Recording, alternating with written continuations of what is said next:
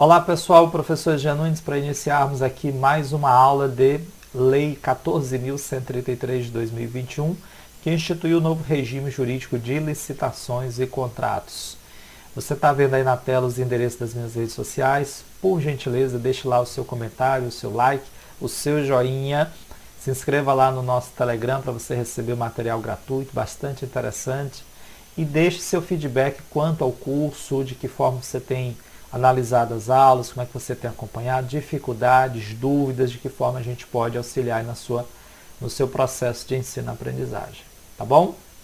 Pessoal, terminamos a aula passada falando sobre o princípio da isonomia e eu mencionava o tratamento privilegiado favorecido que ocorre através do Instituto das chamadas normas de preferência.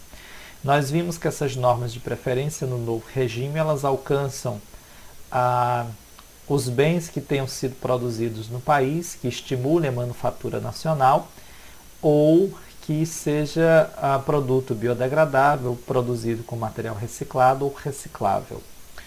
E vimos ainda que quando esse produto alcançar o padrão ou o patamar de produção de inovação e de estímulo à inovação tecnológica ou ao desenvolvimento nacional sustentável, esse percentual da margem de preferência pode alcançar até 20% e não os 10%, como é a regra.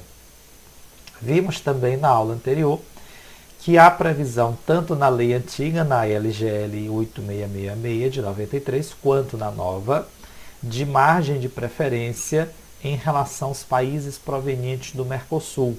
Mas neste caso, a nova lei exige uma condição que é uma novidade interessante, que é exatamente a existência de reciprocidade. Isto é possível que seja dada preferência a um produto ou serviço proveniente de um país do Mercosul, desde que entre esse país e o nosso exista aí uma reciprocidade, isto é, desde que os nossos produtos e serviços lá também possuam uma preferência. Então vou colocar aqui na tela o slide para que você possa ir acompanhando junto comigo e a gente ir avançando nesse nosso interessantíssimo programa de Lei 14.133 de 2021, ok? Então nós terminamos falando sobre os princípios. Mencionei que eram vários princípios, mas eu os abordaria no decorrer do curso. No final desta aula, ou mesmo no início da próxima, nós vamos abordar, por exemplo, em que consiste o princípio da segregação de funções, quando nós estivermos trabalhando a nova comissão de licitação, que hoje é constituída de um agente de contratação e sua respectiva equipe de apoio. Então, à medida que o curso for avançando, a gente vai vendo as especificidades. Já eu tenho acompanhado os slides, eu tenho acompanhado as aulas, eu não tenho visto muita jurisprudência. Obviamente que desse curso a gente não tem jurisprudência ainda, porque a jurisprudência ainda está se debruçando sobre a nova lei. Os conflitos ainda não brotaram, propriamente ditos, até baterem as portas do Poder Judiciário. Até que isso aconteça, a gente vai levar um certo tempo. Mas o que eu me comprometo a fazer? Deixar sempre nas redes sociais, tanto quanto possível, atualizações sobre o conteúdo, a partir daquilo que a jurisprudência for aplicando, for definindo na matéria. Tá bom? Bom, então nós falávamos sobre o princípio da isonomia, e aí eu terminei a aula mencionando exatamente a existência das empresas públicas, das microempresas e empresas de pequeno porte. Só para fechar aqui, sobre as normas de preferência, mencionar que no novo regime é possível em relação aos países do Mercosul, desde que obviamente exista, como eu mencionei para vocês, reciprocidade entre o nosso país e o país onde foi o país integrante do Mercosul. Você encontra essas normas, este regramento no artigo 26 da Lei 14.133 de 2021. Tá bom? Então hoje nós vamos para uma parte muito legal, que é a parte que diz respeito às normas de preferência estabelecidas em favor das microempresas e empresas de pequeno porte. Então vamos lá. Jean, quando se trata de tratamento favorecido às microempresas e empresas de pequeno porte, o que a gente precisa ter em mente? Deixa eu trazer aqui para vocês acompanharem aqui junto comigo, tá? É muito importante que você tenha em mente a previsão do que estabelece o artigo 170 da Constituição Federal. Pessoal, esse artigo é muito importante, viu? Para quem é estudioso do campo do direito, estudante da graduação, ou mesmo profissional do direito, o artigo 170 ele traz para o campo da ordem econômica a materialização de diversos institutos e previsões contidas lá na parte introdutória da Constituição, especialmente os fundamentos da República e os objetivos fundamentais da República Federativa do Brasil. É sobretudo no capítulo atinente à ordem econômica e à ordem social que nós encontramos os institutos por excelência que materializam, por exemplo, a igualdade material, que buscam a redução das desigualdades sociais e regionais e, claro, a extinção da pobreza e da marginalização em todas as suas formas. E lá no artigo 70 você encontra a ordem econômica brasileira, fundada na valorização do trabalho humano, na livre iniciativa, como você está vendo aí na tela, tem por fim assegurar a todos uma existência digna, conforme os ditames de justiça social, observados os seguintes princípios. Tem vários princípios, eu estou mencionando aqui nesta aula de hoje apenas o princípio de número 9, que é o último. Tratamento favorecido para as empresas de pequeno porte, constituídas sob as leis brasileiras e que tenham sua sede de administração no país. A regulamentação desse tema veio através da Lei Complementar 123 de 2006.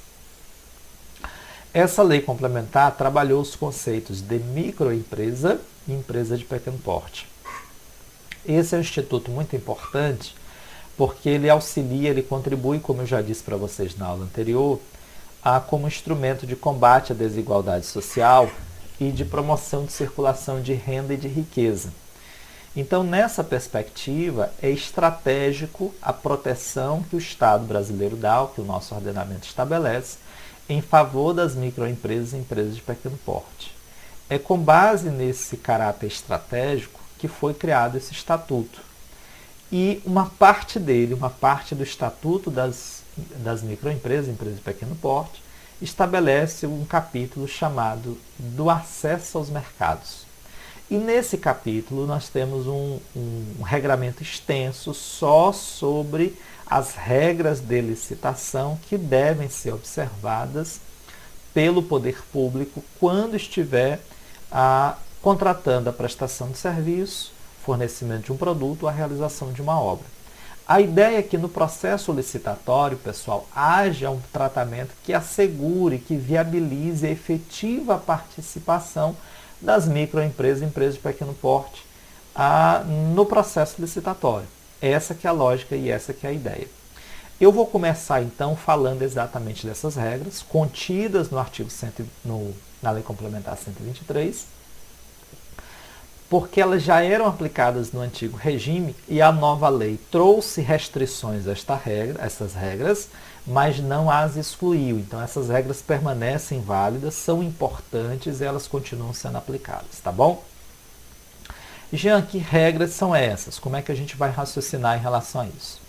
Primeiro, como você está vendo aí na tela, essas regras abrangem a existência de uma licitação exclusiva só para microempresas e empresas de pequeno porte, a possibilidade de subcontratação obrigatória, isto é, possibilidade que o edital de licitação exija um percentual mínimo de subcontratados que sejam enquadrados nas previsões da Lei Complementar 123, ou seja ME ou EPP, parcelamento do objeto com a possibilidade de destinação de parte dele para concorrência exclusiva entre microempresas e empresas de pequeno porte, normas especiais como critério de desempate e também para fins de documentação, acesso prático. Então é tudo isso que nós vamos ver a partir de agora nesta aula de hoje, tema interessantíssimo do momento que gera uma interface entre o direito administrativo, o direito econômico e o direito empresarial, aí sem sombra de dúvidas, tá bom? E o direito constitucional.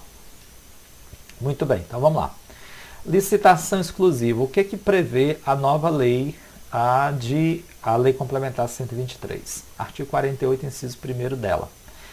A administração deverá realizar processo licitatório destinado exclusivamente à participação de microempresas e empresas de pequeno porte nos itens de contratação cujo valor seja de até R$80 mil. Esse valor, R$80 mil, foi definido porque era percentual máximo de utilização do pregão na antiga Lei 8.666 na sua redação originária. Depois sofreu mudança, foi para mais de 170 mil, mas a princípio a redação era de 80 mil reais. Mas essa previsão permanece como está, ela não foi alterada. Então é possível que seja feita uma licitação exclusiva para microempresas e empresas de pequeno porte, para contratos cujo objeto não ultrapasse o valor de 80 mil reais. Questão aí bastante interessante, bastante curiosa, tá? Jean, o que mais? Bom, além disso, é possível, como eu mencionei aqui para vocês, a subcontratação obrigatória. Em que consiste essa subcontratação obrigatória? Também está no artigo 48, o inciso 2. A administração poderá, como você está vendo aí na tela, em relação aos processos licitatórios destinados à aquisição de obras e serviços, a exigir dos licitantes a contratação de microempresa ou empresa de pequeno porte. Aí, nesse caso, não é para fornecimento de produto, é só para obras e serviços. Então, imagine, por exemplo, o seguinte: nós vamos construir um prédio público e é possível que a gente estabeleça que a pintura deste prédio, apenas a pintura, seja realizada por uma subcontratada que se encaixe como ME ou EPP. A EPP, que é a empresa de pequeno porte, que é maior do que a microempresa, é aquela cujo faturamento anual foi recentemente atualizado, não ultrapassa 4.800.000 reais. Então, é possível que se estabeleça no edital de licitação uma subcontratação obrigatória para alcançar a ME e a EPP em se tratando de obras ou serviços. Perfeito, pessoal? Pois bem. Parcelamento do objeto também é perfeitamente possível, aqui muito utilizado no caso de compras. Também artigo 48. A administração deverá estabelecer em certames para aquisição de bens de natureza, atenção, divisível, cota de até 25% do objeto para contratação de microempresa e empresa de pequeno porte. Qual que é a lógica que a gente precisa pensar aqui? Se nós vamos contratar papel para toda a repartição pública, material de escritório, é muito difícil que uma microempresa ou empresa de pequeno porte contemple toda a necessidade de uma universidade que tem abrangência estadual, por exemplo, ou mesmo nacional. Vamos imaginar aqui, as universidades são locais, né? Mas vamos imaginar aqui materiais de escritório para o INSS no Brasil inteiro. É praticamente inviável que uma microempresa ou empresa de pequeno porte dê conta de tudo isso. Para uma universidade em toda a abrangência estadual, muito difícil. Então, o que provavelmente se pode fazer nesse caso?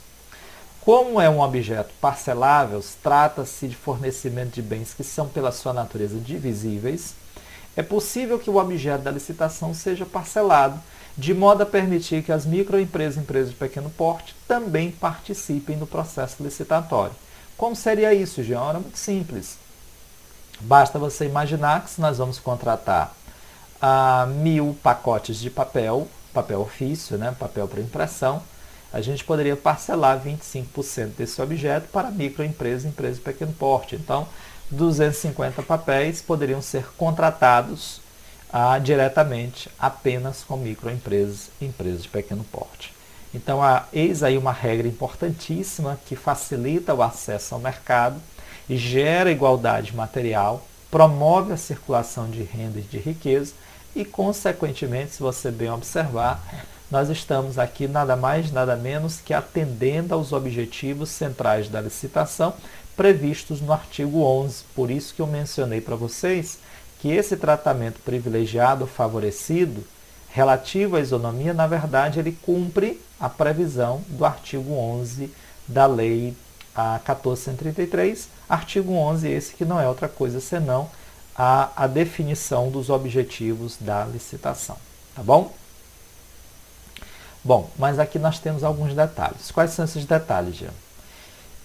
Para que ocorra a contratação por uma licitação exclusiva, subcontratação obrigatória ou parcelamento do objeto, é necessário que existam pelo menos 3 microempresas e empresas de pequeno porte, isso é o que nos diz a Lei Complementar 123, existentes naquela localidade, igualmente capazes de fornecer aquele produto, prestar aquele serviço, executar aquela obra. Obviamente que não tem nenhum sentido estabelecer uma licitação exclusiva, uma subcontratação obrigatória, um parcelamento do objeto, se não houver, nesses casos, claro, a existência de empresa que possa fornecer aquele produto, aquele serviço. Além disso, é muito importante que esse parcelamento não traga prejuízo para a administração pública. A gente sabe o quanto, às vezes, fazer uma obra... Vou dar aqui um exemplo bem grosseiro, cotidiano, mas que ajuda a explicar isso perfeitamente. Se você vai fazer um reparo na sua casa, um pequeno reparo, às vezes ele custa mais caro, esse pequeno reparo, do que ele custaria se ele integrasse uma obra maior. Quando se trata de uma obra maior, esse reparo às vezes tem um valor irrisório. Às vezes a própria pessoa faz ali, já dentro, não, deixa que eu faça aqui para o senhor, não se preocupe que eu não vou cobrar nada. Quando se trata de um reparo específico, a pessoa está se deslocando só para fazer esse reparo, aí é uma dificuldade enorme. É mais caro, ele vai cobrar um valor, a visita, não sei. Então, é possível que essas normas sejam estabelecidas? Claro, é possível, desde que elas não impliquem prejuízo, não gerem como consequência uma contratação que não se revele vantajosa para a administração pública, tá bom? Bom, há ainda aqui uma previsão muito importante, que é a do critério de desempate.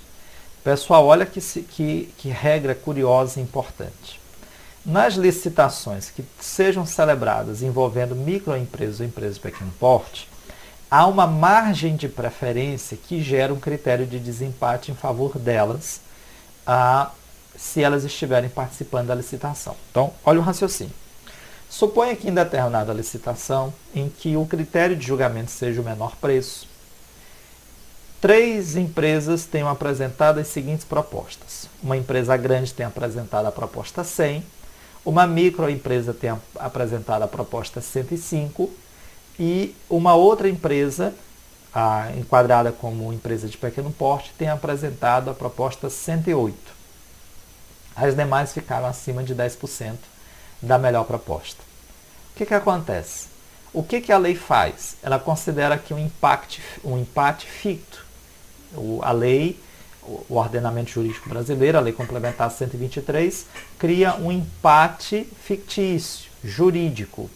Há um empate entre a empresa grande, que ofereceu a proposta 100, e a microempresa ou empresa de pequeno porte, que ofereceu a proposta até 110. Ou seja, até 10% acima daquela que foi a melhor proposta. E qual é a consequência disso? É que a menor empresa, a microempresa ou empresa de pequeno porte, ela é convidada a oferecer mais um lance, mais uma proposta, que cubra a proposta apresentada pela grande empresa.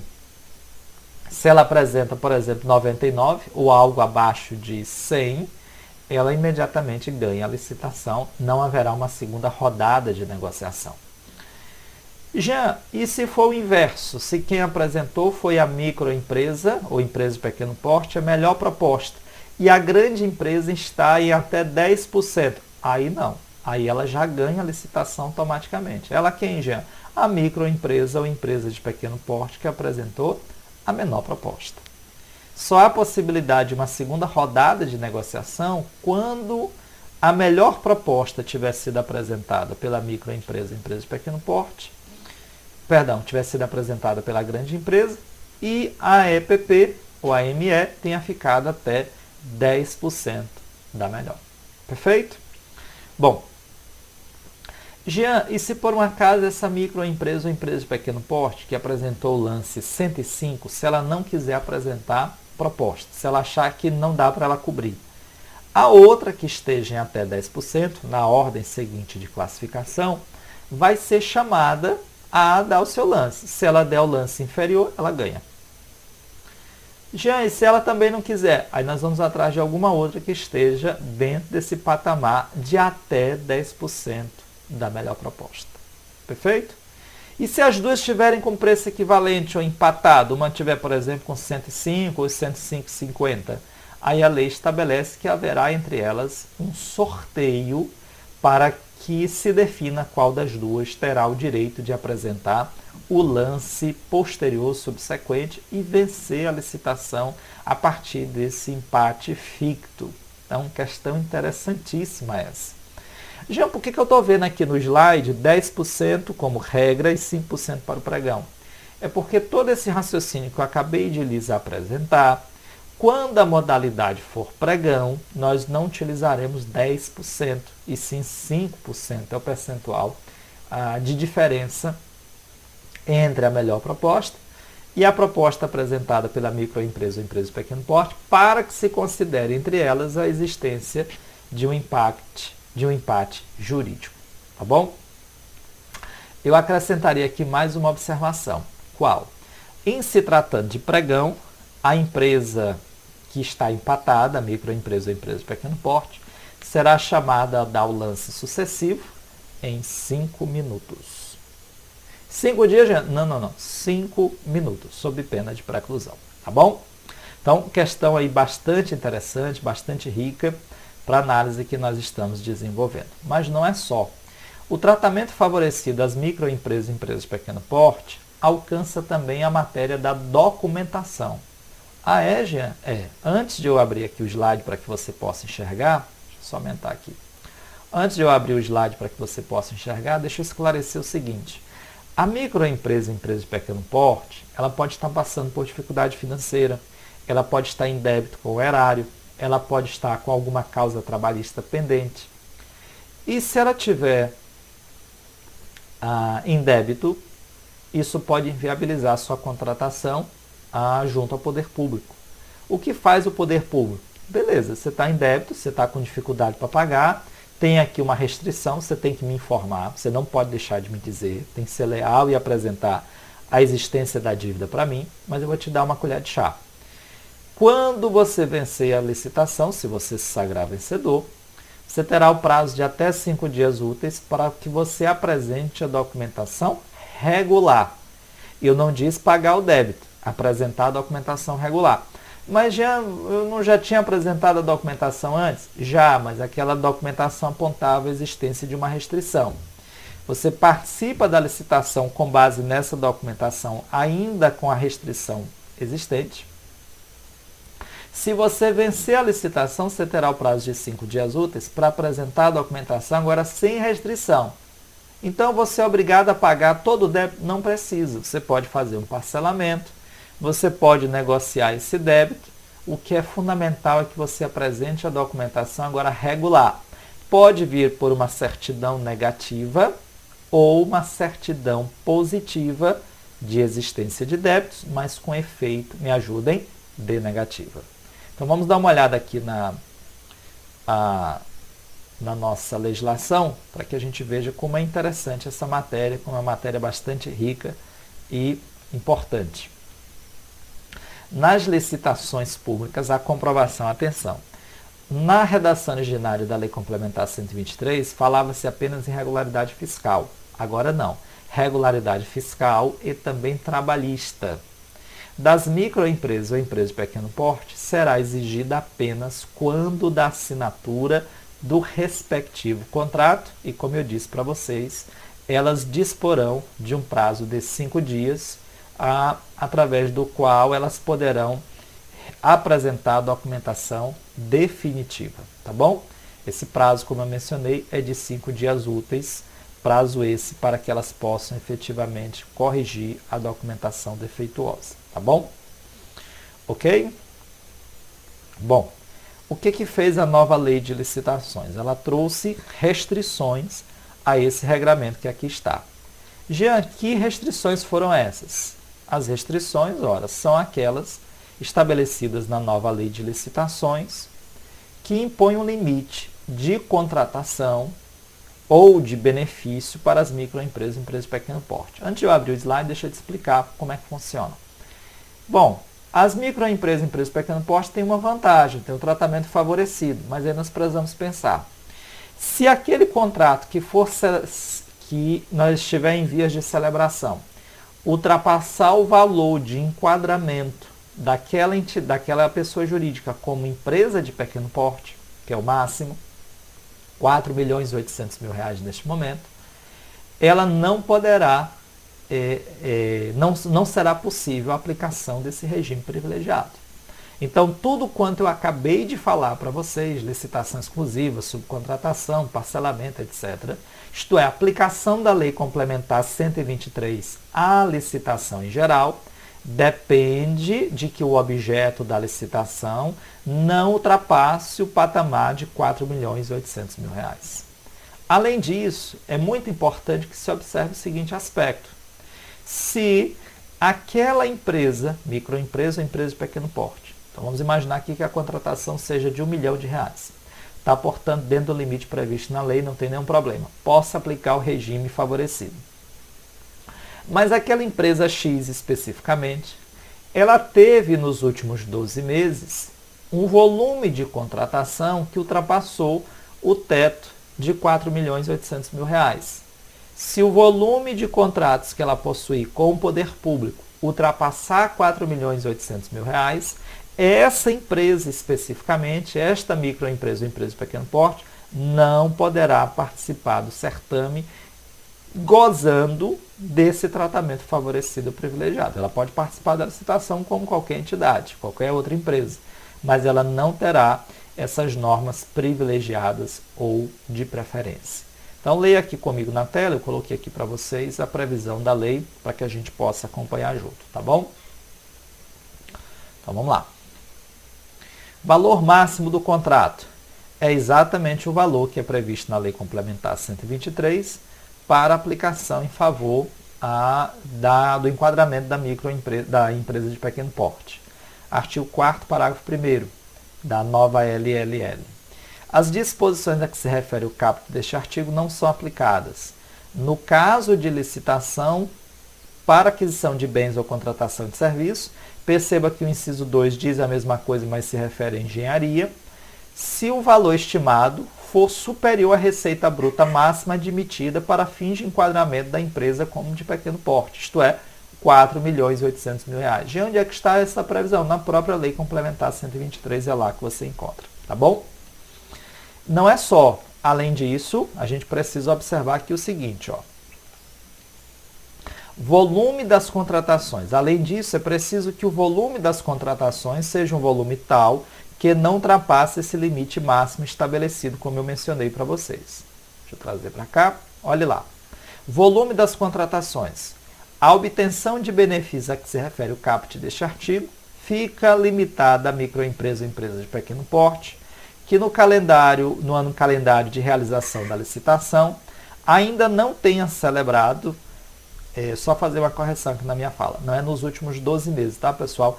É no ano calendário da licitação. Então, se a licitação está sendo realizada em 2021, nós estamos agora em abril. Se neste ano calendário, ou seja, se até o presente momento, essa microempresa ou empresa de pequeno porte não tem volume de contratação com o poder público superior a R$ 4.800.000. Perfeito? Já, mas como é que eu vou calcular esse valor? Como é que eu faço essa conta? Você vai considerar o valor do contrato anual, é o que diz o parágrafo 3º desse mesmo artigo 4º da nova Lei de Licitações e Contratos. Tá bom? Então fica aí esse regramento extremamente interessante sobre a nova Lei de Licitações para que a gente possa ir acompanhando. Amigos, claro, nós temos muito mais coisas para abordar. Já no nosso próximo encontro nós iniciaremos as modalidades de licitação, comissão de licitação, muita coisa legal, muito tema interessante. A gente vai dar uma pausa para o café, passa rápido, a gente nem percebe. A aula é boa quando a gente começa a entender, acaba. Então, eu dizer a todos que é um grande prazer. Eu sou o professor Jean Nunes, o seu professor sobre a nova Lei de Licitações. Um abraço.